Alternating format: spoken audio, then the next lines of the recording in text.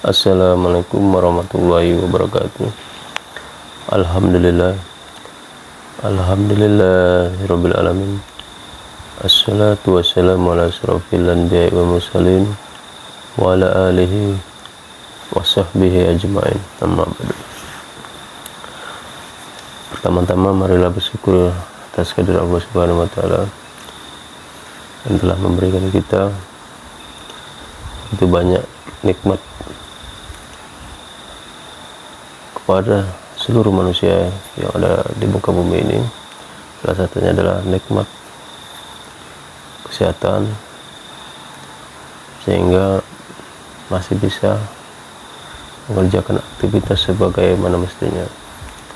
Kemudian tidak lupa pula selalu beri salam atas junjungan kita Nabi besar Muhammad sallallahu alaihi wasallam. Allahumma shalli ala sayyidina Muhammad wa ala sayyidina Muhammad, yang telah membawa kita dari alam jahiliyah menuju alam Islam yang seperti sekarang ini.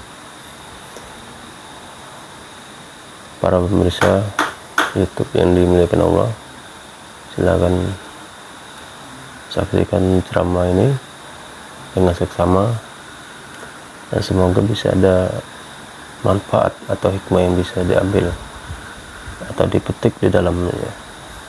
Terima kasih atas perhatiannya. Jangan lupa like, share, dan subscribe. Demikian. Assalamualaikum warahmatullahi wabarakatuh. Makanya layaknya adab yang sempurna, jangan sambungkan suratul Fatihah. Allah jawab, kita hayati jawaban Allah Subhanahu wa taala.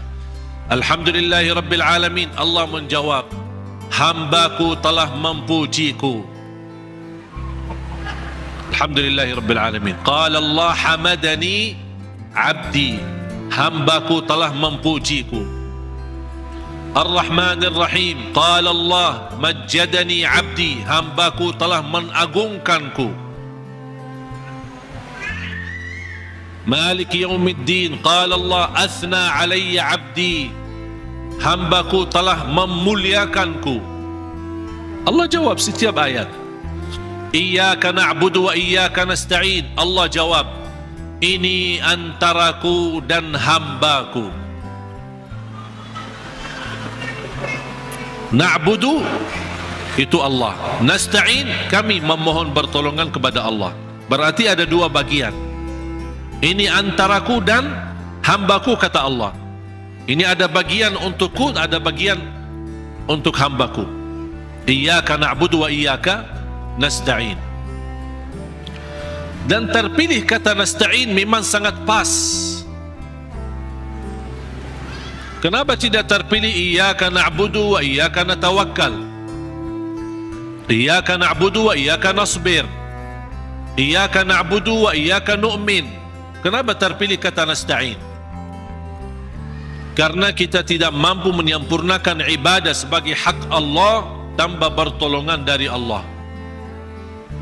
Berarti cocok kata nasta'in. Imam Ibnul Qayyim membuat satu buku gara-gara kalimat ini, Iyyaka na'budu wa iyyaka nasta'in. Bukunya 2 jilid, lebih dari 400 halaman, hanya membahas Iyyaka na'budu wa iyyaka nasta'in. Madarijus salikin fi manazili iyyaka na'budu wa iyyaka nasta'in. Sudah ada dalam bahasa Indonesia. Atau silahkan, kalau keberatan membeli bukunya mungkin mahal, bisa anda download di Google, Syekh Google. Buka nama bukunya, Madarijus Salikin fi manazili iyyaka na'budu wa iyyaka nasta'in. Selain buku ini yang sangat bagus yang dimiliki oleh Imam Ibnul Qayyim, buku yang kedua adalah Zadul Ma'ad. Zadul Ma'ad. Kata guru saya, fantasnya dan layaknya setiap orang muslim menyimpan buku ini di samping tidurnya, di tempat tidurnya. Sebelum mau tidur, baca walaupun 1 halaman dari buku itu. Kenapa? Karena buku Zadul Ma'ad termasuk buku yang terbagus membahas ibadah-ibadah dan sehari-hari Nabi Muhammad. Dan kita bisa terapkan setiap hari. Ini baca amalannya apa, ini baca amalannya apa. Gimana tidurnya Rasul, gimana ibadahnya Rasul, gimana zikirnya Rasul, gimana makanannya Rasul, gimana perginya dan jalannya Rasul. Itu semua dibahas dalam buku itu, Zadul Ma'ad. Silakan buka di Google juga. Banyak Syekh Google hebat itu, semua ada. Karya Imam Ibnul Qayyim. Kalau anda bisa beli dua buku ini atau bisa download di internet, itu sangat bagus. Sudah ada dalam bahasa Indonesia. Iyyaka na'budu wa iyyaka nasta'in. Qala Allah, ini antaraku dan hambaku, dan apapun yang hambaku minta aku berikan. Coba gimana jawaban Allah? Iyyaka na'budu wa iyyaka nasta'in, ini antaraku dan hambaku, apapun hambaku meminta aku berikan. Habis itu apa yang diminta oleh hamba? Minta apa? Ihdinas siratal mustaqim. Tetap Allah masih jawab, ini untuk hambaku. Ihdinas siratal mustaqim, siratal ladzina an'amta alaihim. Allah jawab, ini untuk hambaku. Ghairil maghdubi alaihim waladdallin, ini untuk hambaku. Artinya Allah kabulkan doanya, karena ini doa. Makanya kita tutupi amin. Apa arti amin? Allahumma stajib, ya Allah mohon diterima. Itu makna amin. Mohon ya Allah, terima permohonan kami. Allah menjawab, ini untuk hambaku. Artinya Allah jawab dan kabulkan doa kita. Makanya ketika kita baca Al-Fatihah, kita merasakan berdialog dengan Allah. Dan suratul Fatihah, dua macam doa ada di dalamnya. Ada dua macam doa. Doa ibadah dan doa masalah. Bukan masalah ya, masalah. Doa ibadah dan doa masalah. Apa beda doa ibadah sama doa masalah? Ini ada dua macam doa, dan dua-duanya ada di dalam suratul Fatihah. Doa ibadah yang isinya memuji Allah tanpa meminta. Doa ibadah memuji Allah tanpa meminta, tidak ada permintaan. Contoh, Alhamdulillahi Rabbil Alamin.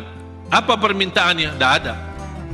Cuman artinya apa? Memuji Allah. Segala puji bagimu ya Allah.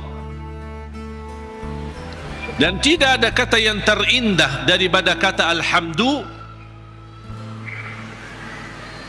karena Alhamdu sudah mewakili semua segala pujian.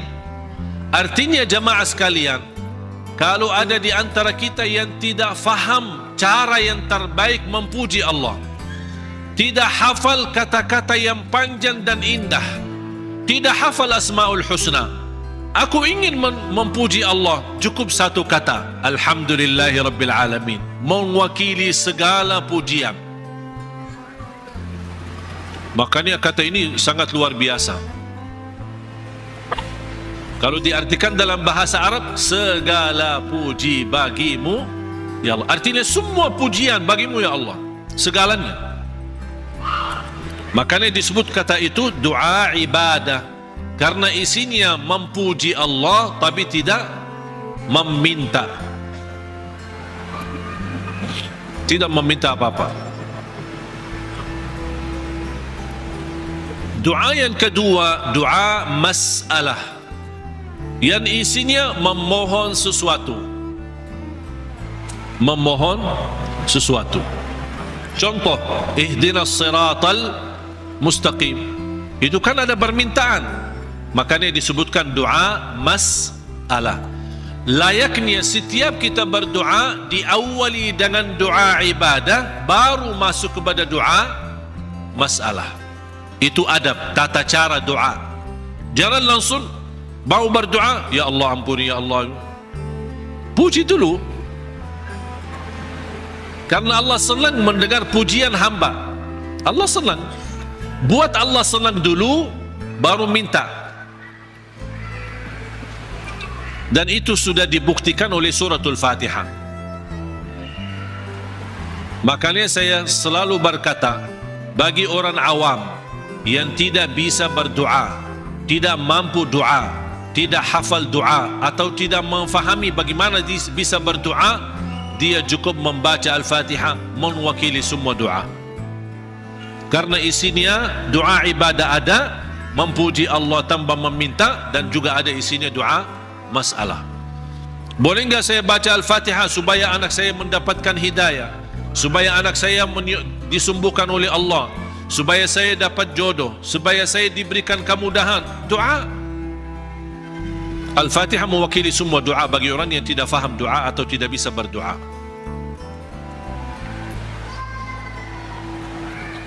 Jadi diawali doa kita dengan ibadah atau doa ibadah yang isinya memuji tanpa meminta, baru masuk ke tahap yang kedua, doa masalah, memohon kepada Allah SWT. Dan juga tolong jamaah sekalian perhatikan, habis dibacakan Al-Fatihah sampai iyyaka na'budu wa iyyaka nasta'in, belum meminta apa-apa. Kita memuji Allah, mengagungkan Allah, memuliakan Allah, kemudian kita mengaku sebagai hamba Allah, dengan kita ikrarkan iyyaka na'budu, itu hakmu ya Allah, dan kami memohon pertolongan. Dan pertama permohonan pertolongan kepada Allah, dan yang terbaik pertolongan yang kita mohonkan kepada Allah adalah minta hidayah kepada jalan yang lurus.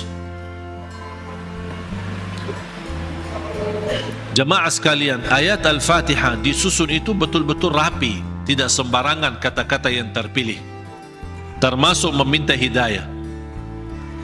Kalau kita dapat hidayah, segala urusan kita beres. Karena kata ihdinas siratal mustaqim bukan berarti kita memohon hidayah kepada jalan yang lurus dalam hal agama. Itu tidak, bukan hanya itu saja. Tapi ihdinas siratal mustaqim dalam mengurusi rumah tangga, ihdinas siratal mustaqim dalam mendidik anak, ihdinas siratal mustaqim dalam mencari nafkah dan rezeki, ihdinas siratal mustaqim dalam kehidupan kami sehari-hari, ihdinas siratal mustaqim dalam beribadah, ihdinas siratal mustaqim dalam ikhlas, ihdinas siratal mustaqim dalam sabar, ihdinas siratal mustaqim dalam syukur. Semua hal-hal yang kita butuhkan, dunia maupun akhirat, ibadah maupun tidak ibadah, beramal apapun, kita memohon petunjuk hidayah kepada jalan yang lurus. Artinya kita memohon melalui ayat ini, kita berharap segala aktivitas kita bisa mendapatkan yang terbaik di jalan Allah. Ihdinas siratal mustaqim, berilah Allah petunjuk kepada jalan yang lurus, yang terbaik. Yang terbaik ikhlas, yang terbaik rumah tangga, yang terbaik mendidik anak, yang terbaik dalam menjaga diri, yang terbaik melindungi diri, yang terbaik mencari nafkah dan rezeki, yang terbaik mencari kerjaan yang baik, yang terbaik dalam beribadah, yang terbaik dalam tahajud, yang terbaik dalam majlis ilmu, yang terbaik dalam menghafal Al-Quran. Semua kita berharap melalui ihdinas siratal mustaqim sudah termasuk segala yang kita inginkan, dan kita hanya meminta bukan sesuatu yang baik, tapi yang terbaik. Ihdinas siratal mustaqim. Contohnya seperti apa? Siratal ladzina an'amta alaihim. Ya Allah, kami memohon petunjuk kepada jalan yang lurus sebagaimana ada hamba-hambamu yang telah mendapatkan karunia nikmat-nikmatmu. Siratal ladzina an'amta alaihim. Ya Allah, kami ingin dapat seperti mereka. Seperti Sayyidina Abu Bakar, seperti Sayyidina Umar, seperti Sayyidina Utsman, seperti Sayyidina Ali, seperti Siti Khadijah, seperti Siti Aisyah. Kita ingin seperti mereka, siratal ladzina an'amta alaihim.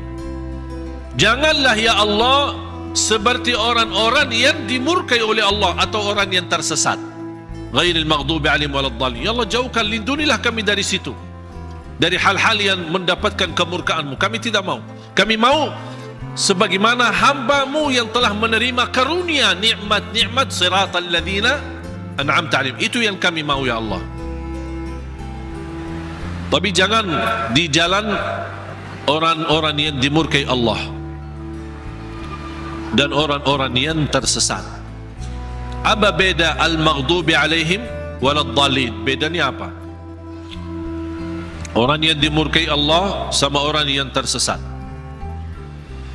Orang yang dimurkai Allah yang memiliki kemampuan ilmu tapi tidak menggunakan ilmu untuk mendekatkan diri kepada Allah, sombong. Mereka berilmu tapi sayang sekali ilmu yang mereka dapatkan hanya ingin menunjukkan kelebihan diri, menunjukkan dirinya sebagai orang yang hebat, bukan untuk digunakan. Suratul Fatihah kalau boleh saya artikan dialog sama Allah, berdialog dengan Allah. Setiap satu ayat kita baca, Allah jawab kita. Makanya disunnahkan kalau kita baca suratul Fatihah jangan disambungkan ayatnya. Setiap ayat berhenti. Sebagaimana dijelaskan oleh Siti Aisyah radhiyallahu anha, karena Rasulullah SAW idza qara'a al-Fatihah kana yufassiruha tafsira. Ketika Rasulullah SAW membaca suratul Fatihah seperti dia mentafsirkan suratul Fatihah. Saking pelan-pelan dan bertahap-tahap membaca ayat-ayatnya suratul Fatihah. Menunjukkan beradab sama Allah Subhanahu wa taala, kehormatan karena dia sedang berdialog dengan Allah melalui bacaan suratul Fatihah. Sebagaimana Rasulullah SAW bersabda di hadis yang diriwayatkan Imam Tirmizi, hadis itu hadis qudsi, qasamtu as-salata baini wa baina 'abdi nisfain. Aku telah membagikan salat antaraku dan hambaku, kata Allah, menjadi dua bagian. Dan yang dimaksud kata as-salat di hadis ini adalah suratul Fatihah. Ternyata suratul Fatihah memiliki banyak nama. Disebutkan nama di antara lain Al-Fatihah, Ummul Kitab, Ummul Quran, As-Salah, Asy-Syafiyah, Ar-Raqiyah, Al-Waqiyah, menyembuh segala penyakit, melindungi dari segala bahaya, gangguan, godaan, bahkan bisa menjadi ruqyah. Orang yang tidak fahami ruqyah dan sulit mencari orang yang meruqyahi, lebih baik kita ruqyah diri sendiri. Sering orang bertanya, saya tidak faham ayat-ayat ruqyah, cukup dengan suratul Fatihah. Suratul Fatihah sudah mewakili semua ayat-ayat untuk meruqyah diri sendiri, menjadi rutin dibaca. Boleh jadi wirid, setiap hari kita baca Al-Fatihah 10 kali, 20 kali, 100 kali, semampu kita. Jadi wirid, keberkahannya luar biasa. Boleh menjadi doa dalam air minum kita. Setiap mau minum air dalam botol atau gelas, kita baca Al-Fatihah, tiup di dalam air, kemudian minum. Itu menjadi obat. Biasakan anak-anak kita minum air yang sudah dibacakan dalamnya suratul Fatihah. Jangan menunggu kiai, ustaz, habib datang untuk membacakan Al-Fatihah dalam air. Kita sendiri belajar. Baca 3 kali boleh, 1 kali boleh, 7 kali boleh. Habis itu tiup dalam air, boleh 3 kali. Kemudian silahkan minum, kasih kepada anak-anak kita.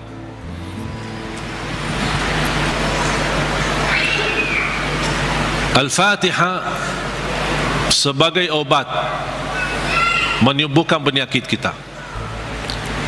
Ada yang merasa gesak di hati, merasa stres kepalanya, boleh taruh tangan yang kanan di atas kepala dan baca Al-Fatihah. Di atas dada kita baca Al-Fatihah. Itu sungguh subhanallah. Al-Quran sebenarnya seluruh Al-Quran, seluruh isi Al-Quran itu obat. Qul huwa lilladzina amanu hudan wa shifa. Sungguh Al-Quran itu petunjuk dan obat, menyembuhkan penyakit bagi orang-orang yang beriman. Berarti Al-Quran menyembuh penyakit hanya berlaku bagi orang yang beriman. Yang tidak beriman tidak berlaku.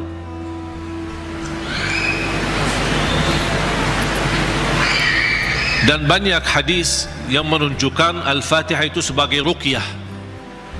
Sebagaimana hadis Abu Musa Al-Ash'ari radhiyallahu an ketika mengobati seorang kepala kampung yang sambat sakit, kemudian dibacakan Al-Fatihah, kemudian faka'annama nashita min iqal, sampai dia sembuh seperti tidak pernah sakit sebelumnya. Dan mereka mencerita ketika mereka pulang ke Madinah bertemu Rasulullah SAW, mereka mencerita apa yang terjadi bersama orang kampung. Di antaranya kepala kampung yang sedang sakit, dibacakan Al-Fatihah, dia sembuh. Rasulullah SAW bersabda, wa ma yudrika annaha ruqyah. Dari mana wahai Abu Musa kamu tahu itu ruqyah?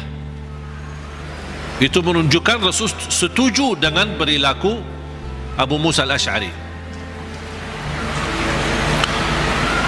Kembali kepada hadis yang diriwayatkan Imam Tirmizi, hadis yang qudsi, qasamtu salata baini wa baina abdi nisfain. Aku telah membagikan salat antaraku dan hambaku. Ini Allah yang sedang bicara di hadis qudsi itu. Berarti salah satu nama suratul Fatihah As-Salah namanya. Kenapa dinamakan As-Salah? Karena tidak sah salat kita tanpa suratul Fatihah. Qasamtu salata baini wa baina abdi nisfain. Aku telah membagikan salat itu antaraku dan hambaku dua bagian. Fa idza qara'a abdi alhamdulillahi rabbil alamin qala Allah hamadani abdi. Ketika hamba berkata alhamdulillahi rabbil alamin qala Allah, Allah jawab. Cuba bayangkan jemaah sekalian, setiap satu ayat dari suratul Fatihah kita baca, Allah jawab kita. Makanya